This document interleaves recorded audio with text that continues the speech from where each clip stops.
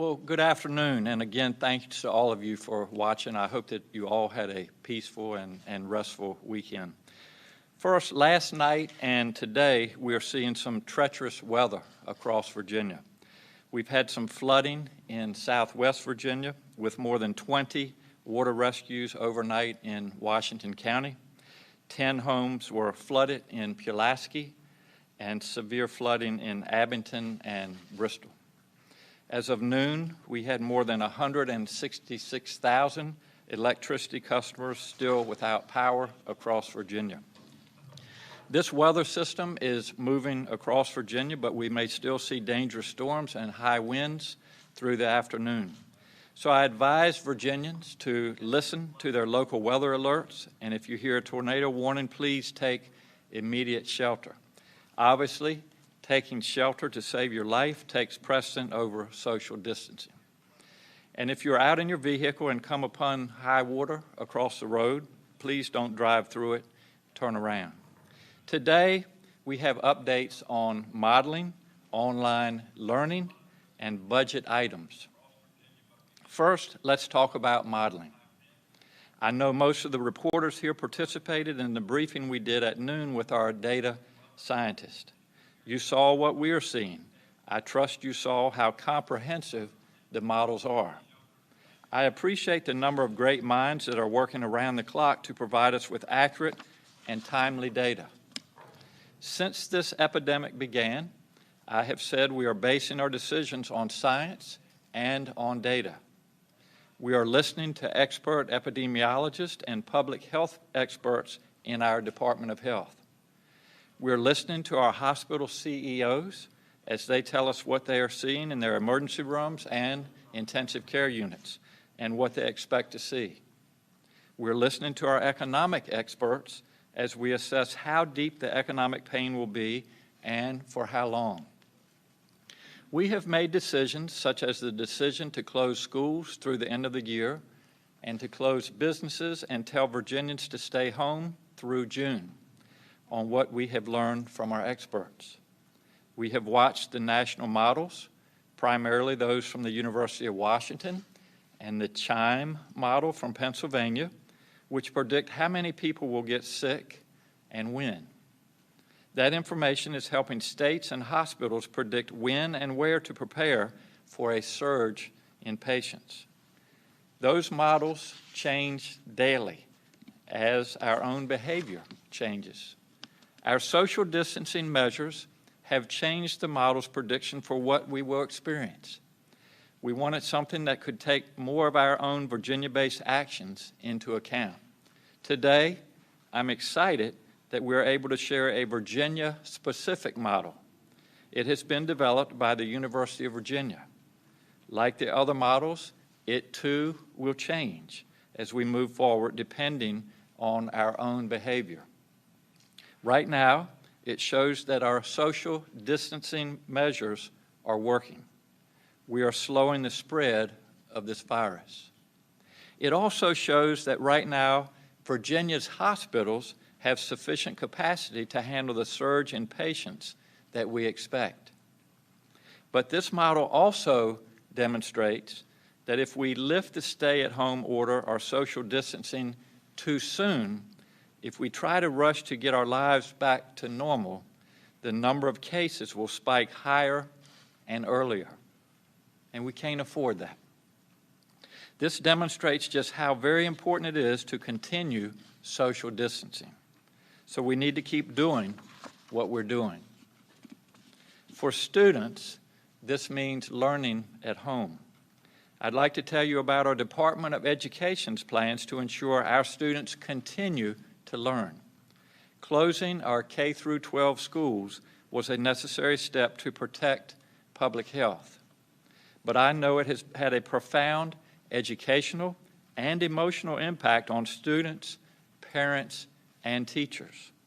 I want to thank all of our teachers for their extraordinary efforts to keep students connected with learning during this unprecedented public health crisis. I also want to thank our division superintendents for everything they are doing to operate their divisions safely and compassionately. And I want to thank the frontline staff and volunteers who are getting food to students in every single corner of our Commonwealth. Nothing can replace the exact experience of the classroom, but our teachers and division leaders are doing their best to adapt to the situation we now face. We also risk exacerbating inequities during a time like this, when access to education can be uneven and unequal depending on families' circumstances. Our school leaders all over the state are working hard to address these inequities head on. Today, I'm announcing that the state is making additional educational resources available to all of our teachers and students. First, we are expanding our existing online education platform called Virtual Virginia to allow every teacher in the Commonwealth to host virtual classes. This enables every Virginia public school teacher to share lessons and activities with their students through June the 30th. And for students who don't have internet access, and I know that there are a number of them across our Commonwealth, Virtual Virginia content can be loaded onto devices and used offline. By expanding the use of Virtual Virginia, we will support the efforts already underway by our teachers and help ensure that school closures don't lead to a widening of achievement gaps. In addition, beginning today, 4 Virginia public media stations have launched VATV Classroom. This will broadcast teacher-led classroom instruction aligned with the Commonwealth's academic standards into homes across our state. And finally, I want to highlight the release of a new guidance document for teachers and schools on high-quality, equitable instruction during this pandemic. Since the schools were closed, the Department of Education convened a continuity of learning task force with more than 120 teachers, administrators, and specialists to issue guidance on how schools can prevent the further widening of achievement gaps and meet the social and emotional needs of students while schools are closed. This guidance has been sent out to our schools and to all of those that have worked so diligently on that. On behalf of our children and their families, I sincerely thank you. Now I'd like to provide an update on our nursing homes and long-term care facilities. Last Friday, I announced that Dr. Lori Forlano is leading a task force to keep close tabs on how our long-term care facilities are faring with this epidemic and ensure they have what they need. In a moment, she will give you an example of how this task force is helping our facilities. Already, we have identified resources to help. One of my budget amendments increases the rates paid to our nursing homes and long-term care facilities by an additional $20 per Medicaid recipient per day. This boost in funding will help these facilities address staffing issues during this epidemic. We're also looking at how our Medical Reserve Corps can potentially help with staffing at our long-term care facilities. And I'll remind all of you that we have had over 13,000 Virginians step up and volunteer for this Health Medical Corps, and I thank you all for doing that as well. This weekend was the constitutional deadline for my administration to act on all the bills that the General Assembly passed during the regular legislative session. We dealt with 1,291 bills, more than any other year in my memory, and we met that deadline Saturday night. One of those bills is our state budget. I proposed 144 amendments to the budget. 83 of them unallot or freeze new discretionary spending of $874.6 million in fiscal year 2021 and $1.4 billion in fiscal year 2022.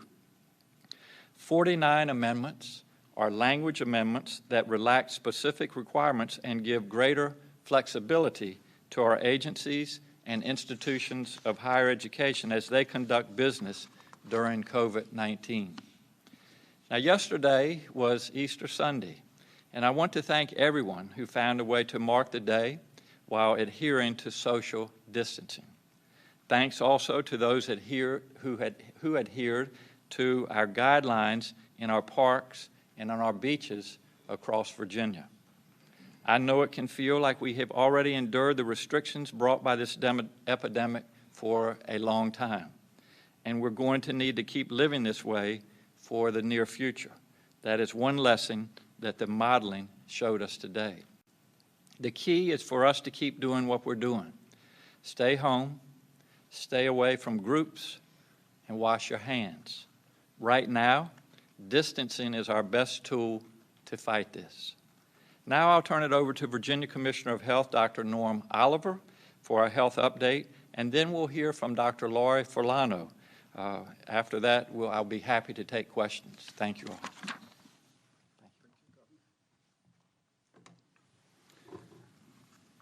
The update, which you can see on the Virginia Department of Health's webpage, shows that today we have a total number of cases of 5,747. That represents 473 new cases since the last 24-hour reporting period.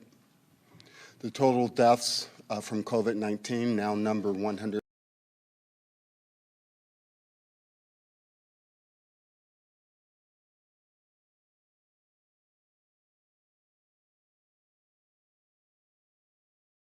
On about half of our cases and about half of the deaths.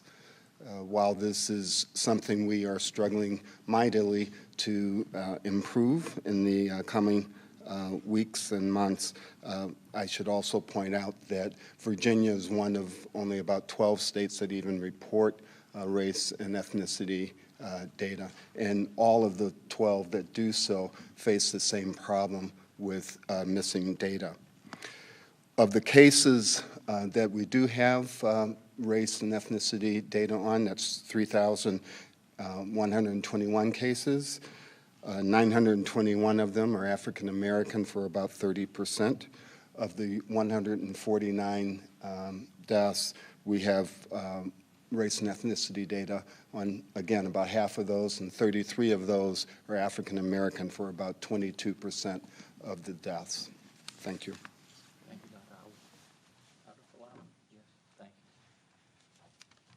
Hi, good afternoon. I wanted to elaborate a little bit on the work that's taken place over the weekend in regards to the task force and a specific example that I think illustrates the value of having this task force and an organized, focused response. You'll notice if you go to our website this morning or today, we've updated the dashboard. If you scroll all the way down, you'll see updated outbreaks data. We break those down by type of facility, so you can see how many outbreaks are in, say, a long-term care facility versus a different kind of setting, like a workplace. Of the 97 outbreaks that have been reported in Virginia to date, 53 of them have been in long-term care facilities. That's data as of April 12th. Among those outbreaks, which you will see specifically stated on the website, at least 554 cases are in long-term care facility residents or staff and 34 deaths. As I explained last week, that data from the outbreaks will be different than the data from our surveillance system. So it's not intended to be combined with our surveillance data, but I do think gives really good information on a trend. So I hope that information will be helpful on our website. An example I'd like to highlight is this weekend we learned of an outbreak in a long-term care facility in a community, and we quickly learned about it. They very promptly reported it. The local health district reached out almost immediately, and we were able to assure some testing resources. The University of Virginia has offered testing kits and testing capacity to ensure that the facility has enough testing. We were able to coordinate with the local health district. They reached out to the Regional Healthcare Coalition to obtain the necessary PPE. Staffing continues to be an issue in these outbreaks, and that was true here as well. We were able to mobilize some nursing staff to help supplement the staffing in that facility. And we So there were a lot of really good things that happened over the weekend to help with a really acute situation. The task force in general will continue to work on higher level policy issues and strategies to ensure that we can sustain that kind of response in the future. Thanks. Be glad to take your questions.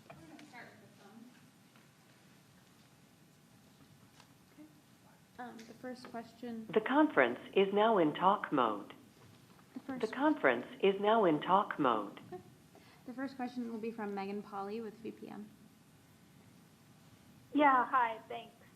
Governor Northam, the recent UVA model shows a spike in the summer if stay-at-home, stay-in-place orders are lifted.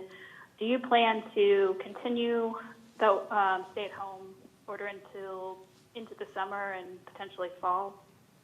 The question is that the models show that if we lift the stay-at-home order too soon, that there will be peaks later in the year, even into the summer months. And my answer to this is that these are models, and they're as good as the data that we put into those models. That data obviously changes every day. I, like you all, listened to the presentation at noon, and it is just very impressive. We have some very smart people working on this, but there are no known answers as of today. So we take this one day at a time.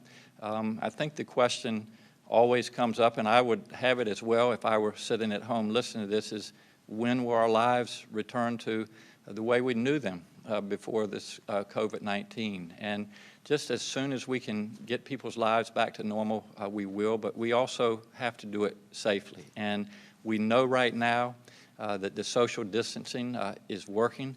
It has flattened that curve, as you see from some of the models.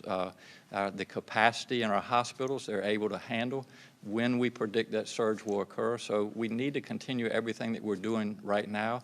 We literally look at this data every day. We look at the models every day.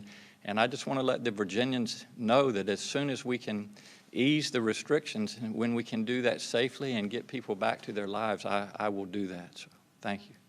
To that end, we've gotten a lot of calls in the last few days from particularly barbers and hairdressers about when they may be able to reopen, because I believe an earlier Yes. order had a opening date in April, but then the executive order implied that it might be June 10th, and they had called and gotten mixed answers. Can you help clear that up? The question is, the executive order closes business of recreation and entertainment, non-essential businesses through April the 23rd.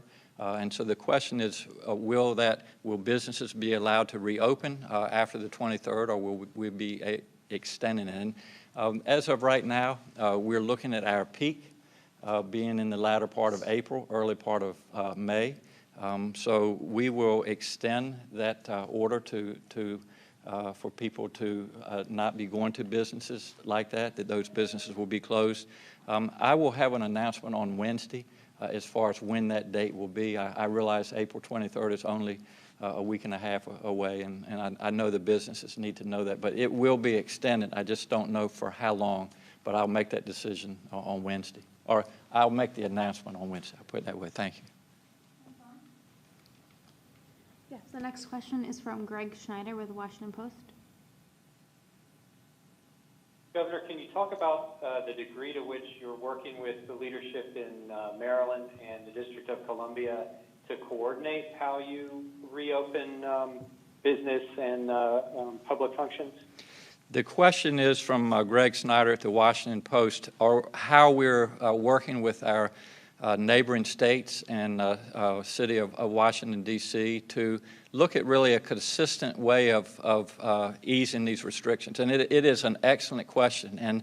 And so the scenario that we don't want is for Virginia to do one thing and Maryland to do another thing as far as when, for example, restaurants or bars would open. We've only divided or separated by the Potomac River, and that's the case with Washington, D.C. as well. We also have North Carolina to our south. And so we are working very closely I have great relationships with our neighbors to our south and our north, and as we ease these restrictions, we will, as best we can, work together and make it consistent so there's as little confusion as necessary. Hi, researchers from UVA said today that, of course, better testing data could help us understand what that true peak will be and what the outlook is for this disease. Given that the state lab runs such few tests, can you talk about private testing in the state and any efforts underway to boost capacity in that regard? It's a great question. The question is, as we look at these models and we make determinations on when we can ease the restrictions, certainly to have more efficient and effective testing with quicker turnaround times will be very helpful, and your question is excellent. That will be very important, and I'll let Dr. Carey give us an update on where we are with our testing. Thank you. Yes. Thank you very much, Governor. The question is about testing, and we mentioned on Friday that we were really trying to assess in every location that does tests in Virginia and every ordering site in Virginia, and we are doing a survey through the Department of Health as to what is that capacity, how are we using that capacity, and how are we making sure that that capacity is growing. And we are internally have a task force that is working on that, and we'll be able to report what those exact plans are in the future as we look at expanding all of those elements. We do not yet have, in the U.S., widespread serologic testing. The challenge in the other countries has been false positive and negative tests, that they lack the sensitivity and specificity to provide useful information, and often no information is better than incorrect information. So we take this as a significant problem, and we are working daily to increase that, and we'll have plans to announce in days to come. Thanks.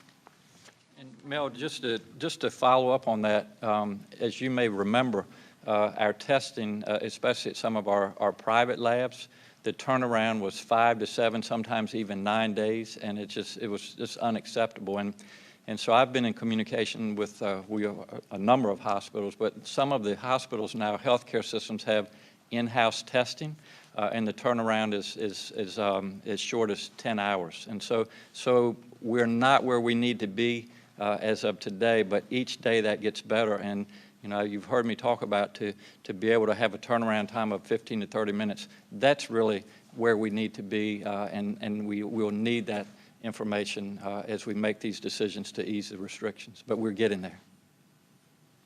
Roger Watson with the Farmville Herald. Hello, thank you. We have heard from some convenience store clerks who are frustrated with having to help lottery customers and are wondering why the non-automated games are continuing. Can you respond to this, please? I believe if I heard your question correctly, your question is about games of skill, which we also refer to as the gray machines, and why they're at least being proposed to continue to stay open or in place for another year. I believe that was the gist of the question. Just a little bit of history. My proposed budget, which I announced in December, was to tax the games of skill. We have approximately 15,000 of those machines in Virginia. The will of the General Assembly was to close those games of skill down. That was 4 weeks ago. Times have changed. Restaurants, convenience stores, some have already closed, others are on the just on the edge of closing. And so I've had a lot of people communicate with our office and say, can we please keep those games of skill in operation for another year? And I think there is willingness out there to be able to tax those. And so that's the decision that we have proposed. Obviously, the General Assembly will be back on April the 22nd and determine whether they're in favor of that or not. The revenue, estimated revenue from games of skill for a year is probably between $125 and $150 million. And right now, as you know, our economy has changed significantly.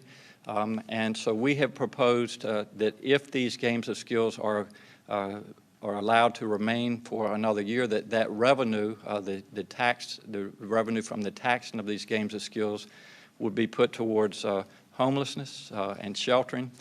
It would be put towards health care needs, for example, our nursing homes, and also it would be put toward small businesses so that we're able to help them do everything that they can to be up and running. But ultimately, that decision will be made on the 22nd of April by the General Assembly.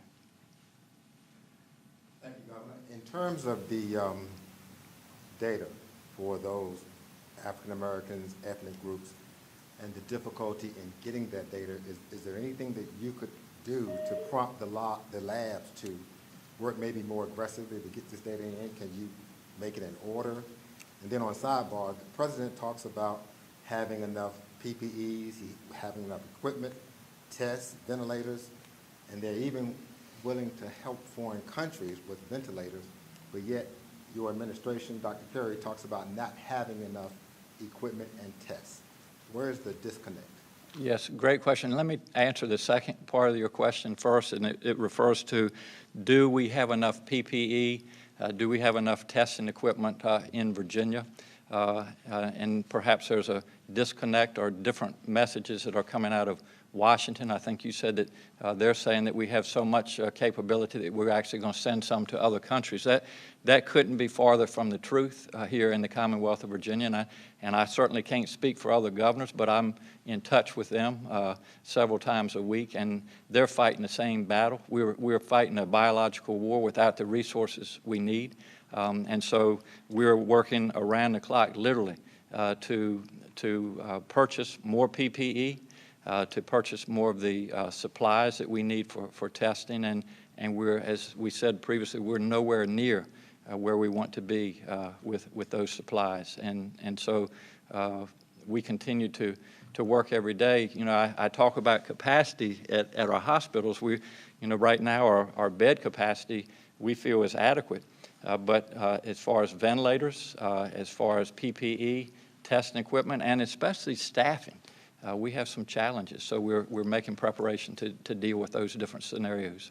Also, he said that a lot of governors, I think he said 14 governors were talking to him, and they were very pleased about the great job that they had done. Were you a part of that governor group that he talked to? I don't believe I was one of those 14. No, but like I said, we have some challenges, and we're working around the clock to get the supplies that we need. I'm going to maybe let Dr. Oliver address what we can do with our lab results and how we can get the best data and the important data to follow the equity issue.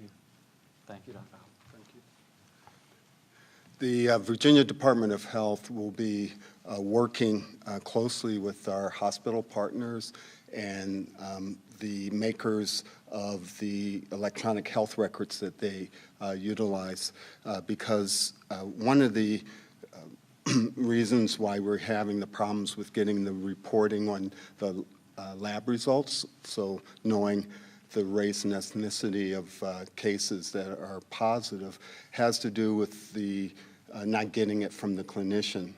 And oftentimes, as a practicing family physician prior to coming to state government, when you order a lab in the electronic health record, it's a click, right? You order that lab.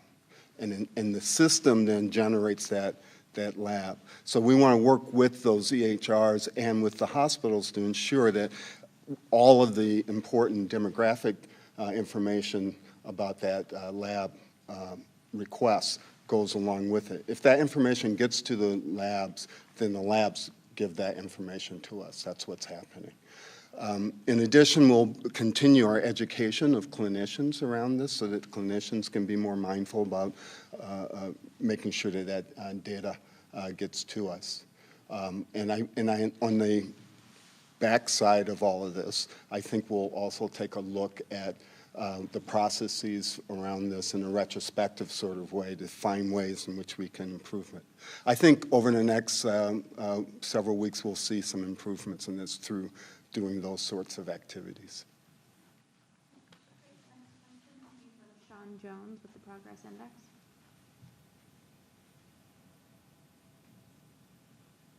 Sean, are you on the line? Okay, the next question will be from Bruce Potter with Inside Nova. Hi, Governor. This question is in regards to the nursing homes and outbreak situations there. How is or is this information communicated to concerned family members who don't have direct access to their family members in these centers? When they see 16 in Fairfax County, are family members aware of the outbreak situations in their nursing homes? I appreciate the question. The question is regarding nursing homes when a person's loved one is either affected by the virus, sick with the virus. How is that information communicated with the family? And if you want to address that, that's great. Hi, thanks for that question about family notification. I think that typically happens at the facility level. Obviously, there's going to be variation in practice there, but our local health departments and the task force will continue to recommend that facilities keep families informed with timely, accurate information. And we're contemplating just how to empower them with the right communications tools, et cetera, and strategies to make sure that happens. So yes, we agree that's important.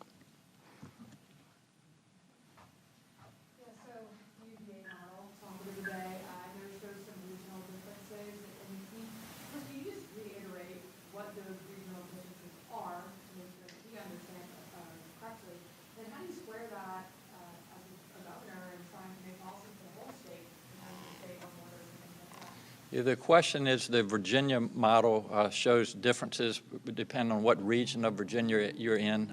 The first thing, and I'll turn this over perhaps to Dr. Carey, but I want to make it clear that this virus doesn't know any borders. It doesn't know what county it's in, what city it's in. So while it may seem simplistic to say, well, we'll look at region by region, as consistent as we can be with our message and how we deal with all of Virginia, I think is the best path forward. Dr. Carey?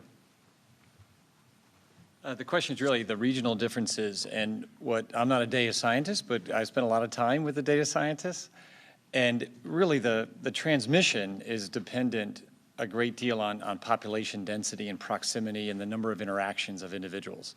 That's why the social distancing is so powerful as a tool, as the governor has outlined. If you look at the regional differences that I've seen in the presentations to me and those that occurred today, the areas that have the densest population tend to have the risk of the greatest surge. And we see that in the front end, in the crescent from Northern Virginia down through Richmond and over to Tidewater, that the western part of the state, rural parts of the state, are the surge is not as steep and is slower. So as the model, when you relax those countermeasures that the governor has deployed, you expect the reaction to be fastest in those that have the greatest population density. So that principle occurs as you deal with the front end of an epidemic or pandemic, but it also affects what happens when you start to reverse those interventions. So that's where the major difference is, and as was shown today with the 6 different regions.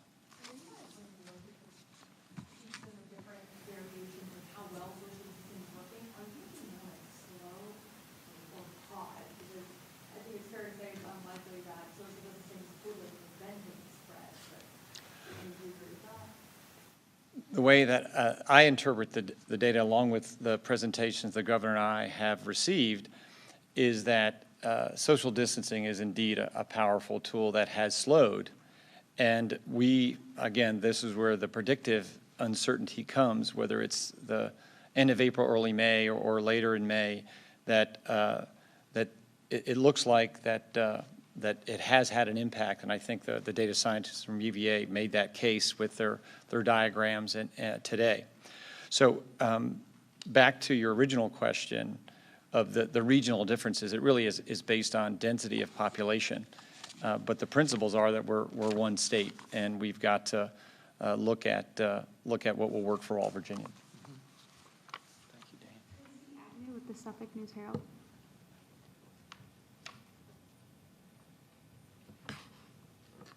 All right, then we will go to Luann Rife with the Roanoke Times.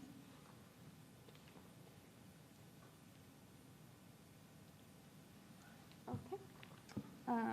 We'll try, Luann, are you on? All right, we'll try Max Thornberry with the Northern Virginia Daily. Hi, Governor. Thanks again for taking our questions. I've got a question about campgrounds that are closed.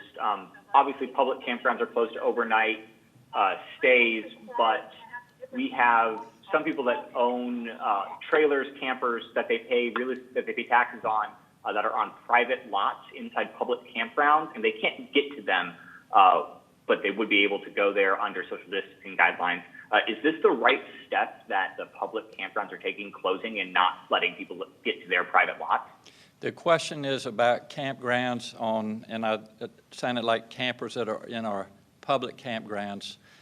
Is this the right direction to take? And let me just preface my answer by saying everybody has their own situation or a different situation, and we're doing everything that we can to best deal with all of those.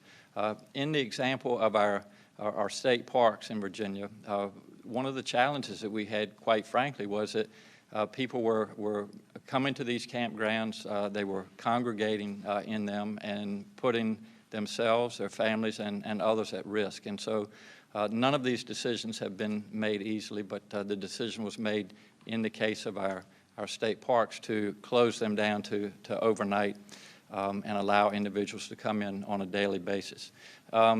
As far as the private campgrounds, if an individual is in the camper for more than 2 weeks, then they're allowed to stay in it. But as far as transients coming in for a day or two, we've put a stop to that until we feel it's safe to reopen. President Trump said earlier today that reopening things and lifting social distancing measures. Can you hear me now? We've heard reports that government employees, such as police officers and social workers, have tested positive and have had, by the nature of their jobs, widespread contact with the public. I didn't catch the beginning of your question. I heard social workers and our police officers have had contact with individuals with COVID-19, but can you please repeat the first part? Right. And the agencies have refused to discuss what, if any, efforts are undertaken to alert people they may have encountered. Can you explain what is required and perhaps what is optimal in tracing contacts these types of government employees have had with the public? All right. Yeah, I think I understand the question to be how do we handle I'll call it public health and case investigations and contact investigations for workers like a social worker who may have contact with a COVID-19 case. So we would, if the local health department becomes aware of a COVID-19 case, we interview that individual and we try to ascertain their contacts, where they've been in a certain period of time. And if a contact is, for example, a social worker who's been in the home or near the home or interacting with the family, we would then do our best to notify those contacts. I will say, due to the case volume, the ability for every local health department to do extensive contact tracing sometimes is a bit overwhelming, so it may take a little bit of time, but we do our best to notify high-risk contacts as a priority. Yeah, I was just saying, so earlier today, President Trump said that reopening things and lifting social distancing restrictions was a federal, not a state decision. And so I was wondering if, A, you had a response to that, given that Virginia might not see a peak until late summer, and then also, B, what you would do if federal restrictions were lifted before you were ready to do so in Virginia. Well, the question is, when the decision to lift these guidelines is made, will that be a federal decision or a state decision? And I would just say, Kate, from day one, I have tried to lead Virginia do what's in the best interest of Virginia, and we have made some very difficult decisions, such as closing our schools, our businesses, stay-at-home orders, could go on, and so every state is different. And I will make the decisions that are in the best interest of Virginia, and I'm sure and I hope there are some guidelines from the national level, but as we move forward, we'll continue to follow our models, talk to our epidemiologists, have input from our business community, and collectively, and I guess I'm at the end of the chain, but we'll be making those decisions as far as what's best for Virginia here in Virginia.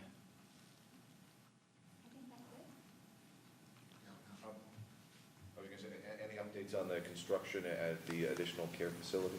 The question is about the construction at our alternative care facilities, and we are in contact with our CEOs from our hospitals on a daily basis. We have a number of options that are on the table to include expanding our capacity within the walls or confines of a current hospital.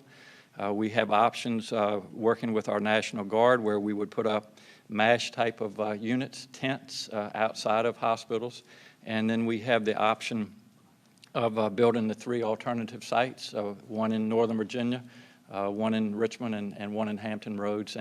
And as I've said, this is a fluid situation. We have made arrangements for all of those options, but I haven't decided to move forward at this stage with the alternative care facilities. But in the event that I need to make that decision, we have everything ready to go.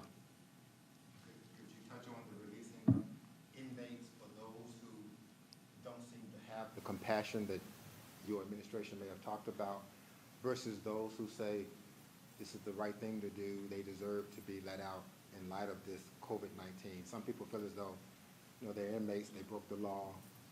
This is kind of what happens, if you will. Sure. I appreciate that question, and it's regarding releasing inmates, and we do have some plans in the works. It will require a passage by the General Assembly when they come back on the 22nd. But if it's okay, maybe let Secretary Moran just go into that in a little bit more detail. It's a great question. Thank you. Secretary Moran. Yes, as mentioned on Friday, the governor has proposed budget language for the first time that allowing DOC to actually have some discretion with respect to who may be released. As you know, in parole, we have a very few, less than 2,500 are even eligible for parole.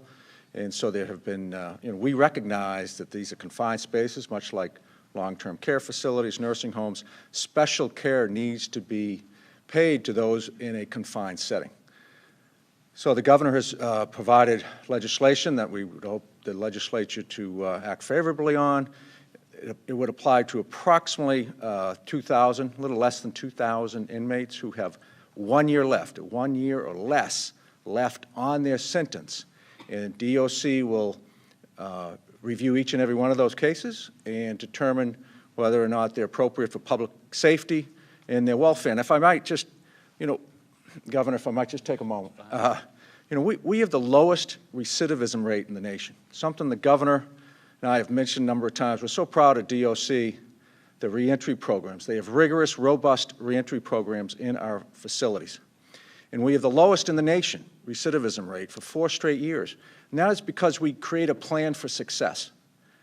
We make sure that an individual goes through reentry while incarcerated, and then there is a plan for success when they're released, which may require mental health services, substance abuse disorders, to treat their substance abuse disorders, housing, employment opportunities, all of which have been substantially disrupted right now. So we have heard from advocates, we've heard from family members. We need to approach this in a humane fashion, a responsible fashion, and a smart fashion. That's exactly what the governor's budget language reflects, in that we've looked at this, reviewed it, and I think this is a part of the puzzle, along with parole, that we can achieve the health and safety of those who are incarcerated, and also the health and safety of those who are released. Thank you, Thank you all again for joining us today, and to the press, the journalists that are here. It is just so important that we get accurate and updated information to Virginians, and I want to thank you all for the job that you're doing. And also thanks for being part of the modeling session today that was at noon. And just to reiterate, I think the two messages that came out of that were, number one, that the social distancing, the frequent washing of our hands, the guidelines that we have put forth in Virginia are working. And so to all of you across the Commonwealth, I know this is a difficult time, but we're moving in a positive direction. So I thank you for that. The second message was that if we stop what we're doing too soon, that it is clear that we will have a second peak and that it could be worse than what we're dealing with right now. So I appreciate your vigilance, your perseverance, and your obeying of the guidelines. We will have some further announcements, as we said, on Wednesday, specifically regarding our businesses, our barbershops, salons, et cetera. So I hope everybody continues to do well, and we will look forward to being with you again on Wednesday. Thank you all so much.